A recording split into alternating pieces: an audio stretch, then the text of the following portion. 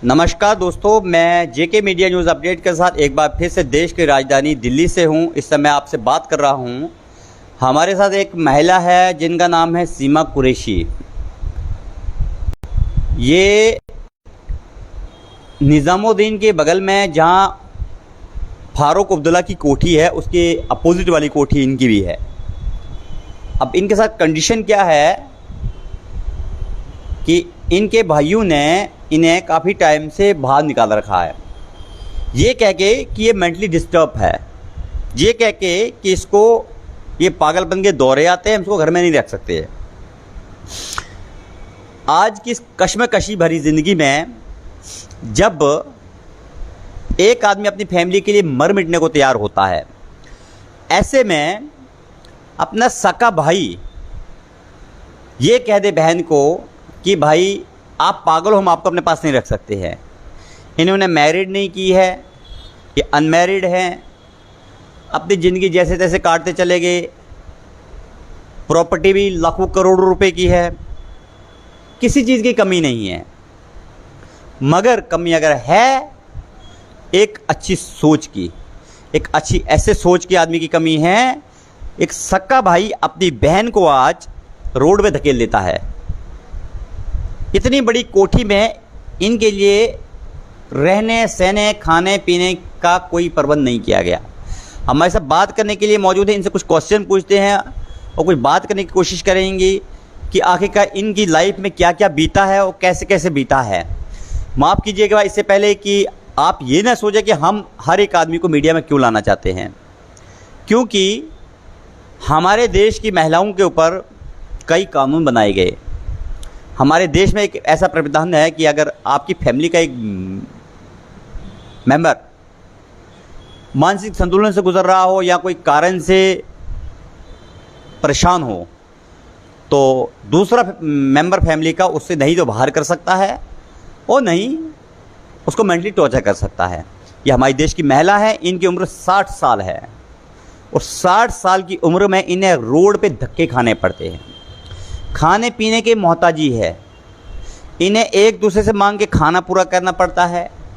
कपड़े नहीं हैं, तेल साबुन नहीं है। क्या फ़ायदा उस प्रॉपर्टी का? लाखों करोड़ रुपए की प्रॉपर्टी का फ़ायदा क्या है जब इनके पास खाने के लिए नहीं है? इस महिला को किस तरह से मेंटली टॉर्चर कर दिया गया प्रॉपर्टी के चक्कर में। इनसे डायरेक्ट बात करते हैं, पूछते हैं। माता जी, क्या नाम है आपका? सीमा कुरैशी। कहाँ रहती हो? निज़ामुद्दीन 23 नंबर में बंगले में। क्या क्या हुआ आपके साथ? आपने भाइयों ने आपके साथ क्या क्या किया? मेरे साथ भाई, फादर, आज से माँ की डेथ हुए हो गए। 2010 में हुई थी या उससे पहले। तो उन्होंने भी मुझे घर में, मैं शुरू से घर में ही रही हूँ, खाना पीना देना बंद कर दिया और समझ में नहीं आया मेरे साथ जो कुछ करते गए। पानी भी नहीं पीना, और मुझे जब शुरू किया तो ऐसा किया, बताया, मैं नहीं जानती थी पुलिस क्या होती है, थाना क्या। मुझसे कहा गया कि ये रिक्शे वाले फिर रहे, इनसे कहो कि मुझे थाने ले जा। खोते होते मुझे पानी तक नहीं घर में पीने दिया, ये खाना बंद कर दिया, पानी ये सब। और मैं थाने गई, मगर थाने वालों ने कुछ भी नहीं, किसी तरह भी हुआ। ये होते होते मुझे कभी छोड़ गए, वो घर पे आके छोड़ गए, हो गया। तो इसी तरह करते करते मुझे ये इतने साल बराबर गुजर गया। उनकी डेथ भी हो गई, वो खाना नहीं देती बिल्कुल भी मुझे कुछ भी। और जब से उनकी डेथ हुई है, भाई मारते बहुत हैं, मारने लगे। बड़ा भाई बहुत लातों से। और कौन सा भाई मारता आपको? बड़े भाई हैं पठान जियाउद्दीन, और भी भाई हैं, एक भाभी भी हैं, वो भी बहुत। जिस ऑफिस में भोगल में मैं जाती हूँ ह्यूमन राइट में, उन्होंने ये सब सुन देख रखा है। मैं पूरे 6 साल बराबर 7 साल उस ऑफिस में गई हूँ। लेकिन आपको मारते क्यों हैं? मैं तो उन्हें ज़बान से भी कुछ नहीं कहती, ना ही कोई नुकसान करती, ना ये करती। वो मुझे घर में से ही इतना कुछ बर्तन सामान है दूसरों के लिए जाता है, मुझे ना वो किचन में जाने देते हैं, ना बाथरूम में, ना किसी तरफ भी गुजरने देते। शुरू तो वो इस तरह मारते थे कि तू हमारे बाथरूम में क्यों गई या इधर से पानी क्यों लिया। और अभी भी यही कहते हैं, कहीं से भी पानी नहीं लेने देते। अभी सर्दी में जो भाई ने मुझे मारा, सुबह 7 बजे मैं पार्क में से पानी लेके आन के खड़ी हुई, उसने इतनी मोटी लंबी लाठी लाके बिल्कुल कोहरा धुंध बर्फ हो रही थी, कुछ नज़र भी नहीं आ रहा था, ना मेरी आँख चली गई, दोनों आंखें, बहुत धुंधला दिखाई देता है। तो उसने आके मेरे इस तरह लाठियाँ 2-3 खूब मारी और जो कुछ मैं पानी बोतल लाई उसने सब फेंक के उसका चूरा करा। थोड़ा सा पानी बाल्टी में था वो भी उसने फेंका। फिर जो कुछ मेरे पास था उसने लाठियों से उसे भी फेंका। मैं डर गई, पता नहीं शीशे तोड़ के मारेगा मुझे, लाठी से काफ़ी मारा। फिर उसके भी इस तरह मारते, मैं चुप खड़ी रही ना। दूसरी जगह वो कह रहा था बाहर आ, तो शायद सर पे मेरे लाठी मारता। मैं बाथरूम के वहाँ मैं उसे कहती रही भाई, मैं तो भाई करती रही, भाई मैं तो ये पार्क से लाई हूँ पानी भाई, और वहीं से ला के मैं खड़ी हुई थी। आप रो मत। कितने टाइम से मारते हैं आपको ये लोग? जब से माँ गुजरी है उससे पहले भी, जब से बहुत ही मारते हैं। और अभी तक फिर कैसे, कहाँ कहाँ गुजारा करते हो आप, कहाँ कहाँ कैसे रहते हो? मैं 1 साल तो ये ओल्ड एज होम में गई, तो वहाँ भी मुझे, मैंने सुना बाद में जब घर पे पुलिस आई, भाई एक आया तो उसने, एक भाई ने आन के भाई को मारा, तो उसको बचाने के लिए लोगों ने पुलिस बुलाई। तो मैंने उसमें सुना कि पुलिस ने उन लोगों को बुला के कहा जो उनके रिश्तेदार हैं चचा के, मुझे वहाँ भाई मुझे फर्श पे पकड़ के लाए ऊपर से, वहाँ के जो सुप्रीडेंट है कोई, तो मेरा शायद कोई सा भाई गया, अगर उनसे पूछे नईम से, तो मुझे उन्होंने सुई लगाई फर्श पे उल्टा लिटा के, और मुझे पे 3-4 लेडी ने काफ़ी पकड़ लिए चारों हाथ पैर। और उसमें से एक भाई ने बहुत वज़न दे के मुझे हाथ से, वो मुझे नहीं पता, मैं तो उल्टी थी, लेकिन सबको मना कर दिया गया कि चुप, बताना नहीं। उन्हें डांटा, ये नहीं कहना कि किसने किया ऐसा, ये मना कर दिया गया। मुझे तकलीफ इतनी हुई कि मेरी पसलियाँ टूट गई, मैं उठते बैठते भी चीखें निकलती। मैं बहुत दिन में जाके टीप उन्होंने दी दवाई, और उसके बाद में आई, बहुत तकलीफ से सही हुई। अब आप चाहते क्या हो इस समय? मैं कहाँ जाऊँ, क्या करूँ, कौन मुझे रखेगा इस समय? पूरी मेरी इतने सालों से यही गुजर रही है।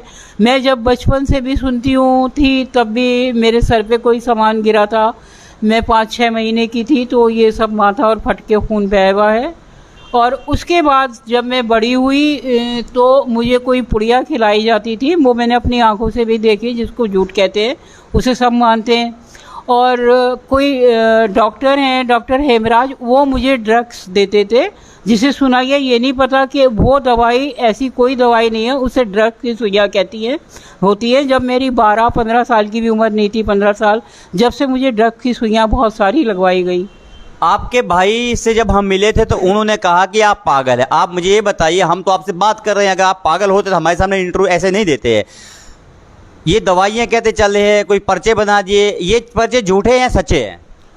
वो पर्चे मुझे नहीं पता, जहाँ तक सच है, एक डॉक्टर कुठारी है जो जोरबाग में है, जो मेरी शायद नानी या माँ ने कभी मुझे, मैं उठ के चल नहीं पाती थी, नानी कुछ प्यार करती थी, उनके डर से मुझे थोड़ा देख सुनवाई करी जब तक माँ थी, माँ ने, तो वो उन डॉक्टर के पास ले गई। तो उनका कहना ये था कि मैं सिर्फ ये दिमाग की, इसको ताकत का कैप्सूल देता हूँ ना, जिससे कि ये उठ के चल फिर सकेगी, ये उठ के चलेगी फिरेगी, नहीं तो खटिया पे पड़ जाएगी, खटिया पकड़ लेगी। डॉक्टर कुठारी का ये कहना है। मैं सिर्फ इतना जानती हूँ कि वही पर्चे ये कहते हैं कि ये मेंटल है, और डॉक्टर कुठारी ने इलाज किया था। आपके भाई ने आपको मारा, कहाँ कहाँ चोट लगी आपको अभी तक? मुझे उन्होंने एक तो पीछे से लात मारी सीढ़ियों पे, बरामदे में, मेरे घमले, पाइप, मैनुअल, वो सब जाके लगा बहुत। एक हॉस्पिटल में भेजा गया मुझे स्कूटर में बिठा के, और उससे कह दिया कि इसे किसी उस हॉस्पिटल में ले जाना, जहाँ मैं थाने गई, थाने ने नहीं मानी, नहीं बिल्कुल सुनवाई करी। कभी भी थाने ने, मेरा सर फाड़ा गया, इससे पहले की भी बात है, जब माँ जिंदा थी, लाठी मार के मैं थाने गई, उन्होंने इतनी भी सुनवाई नहीं की कि इसकी पट्टी तो करा दो। बाल खोल के देखा, हाँ सर फटा हुआ है, खून बह रहा है, और इसके अलावा भी मारपीट की है। तो थाने ने बिठा के सारा दिन घर जाके छोड़ दिया एक लेडी ने 5 बजे, लेकिन पट्टी तक नहीं कराई, कोई सुनवाई नहीं की कभी। आप बताइए, आपकी उम्र कितनी है अभी तो उम्र ये सब होते होते मैं उस वक्त नहीं, अभी कितनी उम्र है आपकी? जब से मेरे साथ ये हो रहा है, मैं थी 18, 19, 20 साल की ये थी। मेरे घर के सामने जो एक घर है, वहाँ बराबर पुलिस खड़ी रहती थी, 2-2 पुलिस वाले खड़े रहते थे गेट पे, इतनी लंबी रिवॉल्वर लेके। तो मैं उनसे जाके कहती थी मुझको ऐसे करते। उस वक्त मेरी उम्र 19 साल की थी। नहीं, अभी जब से इन्होंने मारना आपको शुरू किया, कितने टाइम से आपको ज्यादा मारना शुरू किया इन्होंने? घर से बाहर कब निकाला? जब से माँ की डेथ हुई है, 10 साल से ज्यादा हो गए। जब घर से बाहर निकाला 10 साल से ज्यादा हो गए? हाँ, 10 साल से ज्यादा हो गए। तो अभी आप कहाँ रहेंगे, क्या करना चाहते, क्या आप चाहते क्या आप आगे रहने आगे? मैं तो, मेरे साथ शादी मेरी नहीं करी गई, उसकी रोक है। उसके सारे रिश्तेदार रिलेटिव जानते हैं इस बात को, बहुत नाराज़ होते हैं, कहते हैं कि शादी तुमने नहीं होने दी और रहने देते नहीं हो घर में, ना ही शादी होने दी। मैंने कोई भी, ना मेरा ऐसा कोई फ्रेंड है ना लेडीज़ है, मैं घर में ही रही हूँ जिस तरह माने चार दीवारी में। मैंने ऐसा कुछ भी किसी के साथ ना कोई दोस्ती की है ना नुकसान किया है। ये सब लोग, सारे रिश्तेदार तक मेरी ये बात जानते हैं। दोस्तों, लाखों करोड़ों रुपए की प्रॉपर्टी जिस व्यक्ति की होगी, अगर उस व्यक्ति को दाने दाने के लिए मोहताज होना पड़ेगा, दवाई के लिए मोहताज होना पड़ेगा, पानी के लिए मोहताज होना पड़ेगा, कपड़े जूते के लिए मोहताज होना पड़ेगा, ऐसी फैमिली को आप क्या कहेंगे? इनके भाई करोड़ों रुपए की प्रॉपर्टी होने के बाद माता जी की केयर नहीं कर पाते। माता जी को कभी खाने के लिए नहीं दिया, रहने के लिए नहीं दिया, कपड़ा जूता नहीं दिया, तेल साबुन नहीं दिया, और इन्हें इस प्रकार मेंटली टॉर्चर कर दिया, मेंटली डिस्टर्ब कर दिया। कहते हैं कि ये मेंटली है। अगर ये महिला मेंटली होती तो आप भी अंदाज़ा लगाइए कि आपके पास लाइफ इस समय जुड़ी हुई है कि इस प्रकार का क्या कोई मेंटली आदमी बात कर सकता है। अगर मेंटली आदमी इस तरह की बात करता है तो ऐसे मेंटली तो पूरी दुनिया में तो फिर हज़ारों लाखों करोड़ों हैं। कहाँ जाएगी महिला 60 साल की उम्र में, क्या करेगी, कहाँ रहेगी? अपनी पूरी ज़िंदगी भाइयों के नाम कर दी, धन दौलत भी भाइयों के नाम कर दी, सब उनको दे दिया, उनसे कुछ लिया नहीं, शादी नहीं की, बच्चे नहीं पैदा किए, अपने परिवार का नहीं सोचा, अपनी ज़िंदगी पूरी उनके नाम कर दी। आज बदले में क्या मिला?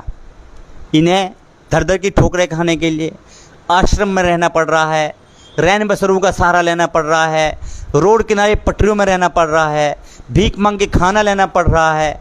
क्या इसी चीज़ के लिए इन्होंने अपनी कुर्बानियाँ दी थी? बताइए आप ज़रा। माता जी का ये सब कुछ सुन के आंसू आ जाते दिल में कि इतनी बेरहम दुनिया कैसे हो सकती है, इतने सेल्फिश लोग कैसे हो सकते हैं। अगर एक आदमी, एक मेंबर को कोई परेशानी भी है तो दूसरा मेंबर उसको कैसे निकाल सकता है घर से बाहर? क्या यही रिश्ते हैं? ये सब बनावटी रिश्ते निकल रहे हैं आजकल।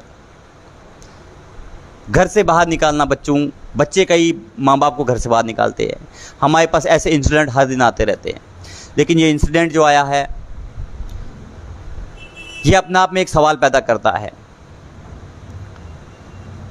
जहाँ फारूक अब्दुल्ला की कोठी है, कोठी के साथ कोठी दूसरी, जितनी फारूक अब्दुल्ला की बड़ी कोठी है उतनी बड़ी कोठी उस बंदे की भी है, इनकी भी है।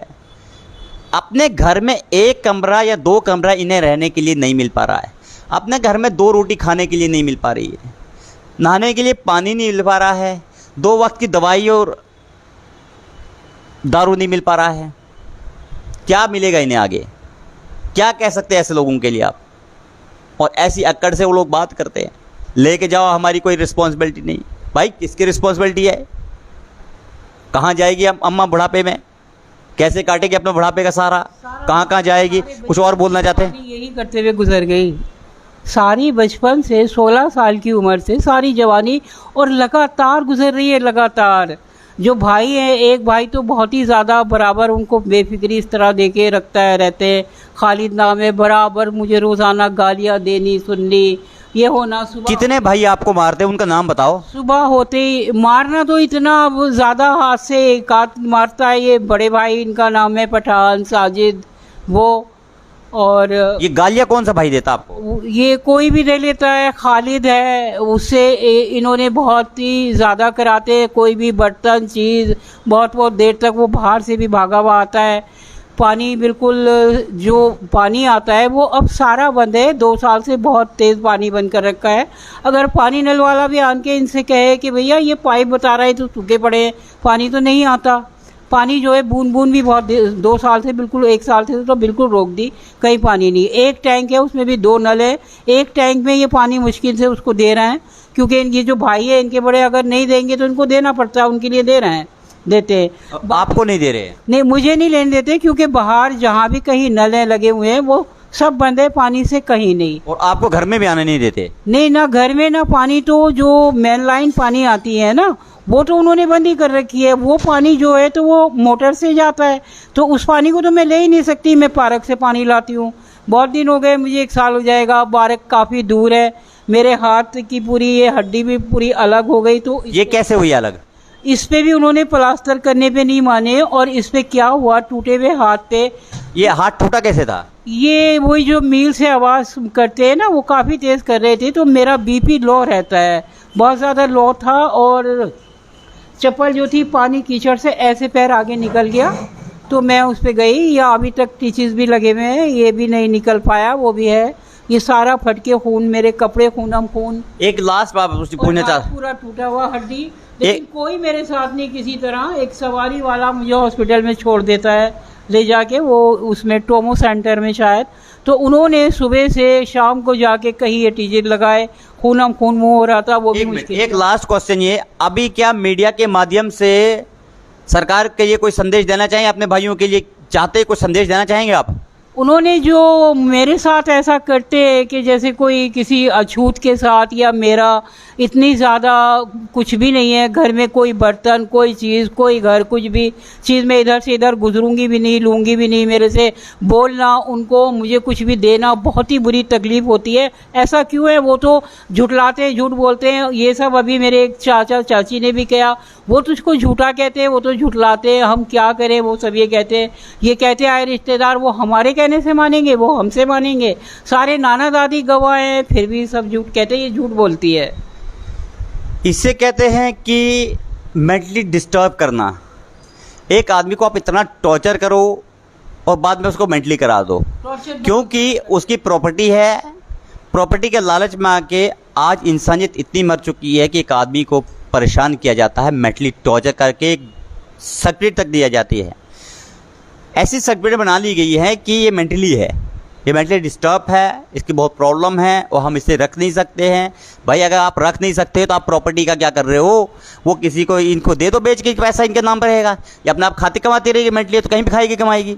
तुम्हारे लिए तो मेंटली है, लेकिन हम लोग बात कर रहे हैं, हमें तो नहीं मार रही है। मेंटल आदमी तो उठा के सर पे चोट मार देता, आदमी को पत्थर मार देता, ये क्यों नहीं मारते?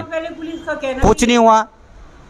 भाई हर व्यक्ति से मेरी रिक्वेस्ट है, बुढ़ापे में माँ बाप भाई बहन, कोई भी व्यक्ति जो बुढ़ापे में आ रहा हो, जिसने ज़िंदगी तुम्हारे नाम कर दी हो पहले से लेके, उनके साथ ऐसा दुर्भाग्य मत करो, उन्हें घर से बाहर मत निकालो। ये कलयुग है, यहीं आप जैसा करोगे वैसा भरोगे। यहीं सच्चाई, अच्छाई, बुराई सब कुछ यहीं लेना है। अगले जन्म के लिए कुछ लेके जाओ, पाप का बोझ लेके मत जाओ। वो कितना पाप लेके जाओगे, धरती फट जाएगी इतने पाप करोगे तो। वैसे ही तो इंसानियत मर चुकी है, और कितनी इंसानियत को मारोगे। मैं अपना यह इंटरव्यू यहीं खत्म करता हूँ। जेके मीडिया न्यूज़ अपडेट के साथ देश की राजधानी से मैं विकेश शर्मा।